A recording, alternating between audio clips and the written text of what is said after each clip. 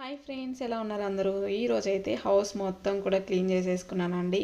Kitchen ఇంకా hall అన్నీ కూడా, బెడ్రూమ్ అంతా మొత్తం కూడా నీట్గా క్లీన్ చేసేసాను. ఇంకెలాగో ఊరు వెళ్తున్నామని చెప్పేసి ఫెస్టివల్కి మనం కూడా హౌస్ క్లీన్ చేసుకోవాలి కదా అనేసి అంతా కూడా ఈరోజు క్లీనింగ్ ప్రాసెస్ పెట్టుకున్నానండి. ఇంకా స్టవ్ దగ్గర నుంచి మొత్తం క్లీన్ చేసేసి ఇంకా ఫ్రెష్ అయిపోయాను అనమాట. సో ఈవినింగ్ 4:30 అలా అయిపోయింది. ఇంకా వేడివేడిగా ఇలా పకోడీ చేశాను అనమాట. ఆనియన్ పకోడీ చాలా క్రిస్పీగా చాలా బాగా వచ్చింది. చాలా చాలా బాగుందన్నమాట. ఇంకా ఫుల్ ఆకలేస్తుంది.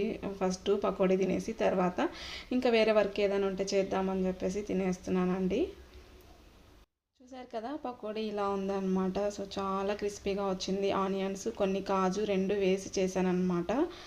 కొంచెం మనకు బియ్యం పిండి ఎక్కువ వేసుకుంటే బాగా క్రిస్పీగా వస్తుందండి. ఇంకా పిల్లలు కూడా వచ్చేసారు, వాళ్ళకి కూడా పకోడీ పెట్టేసాను అనమాట.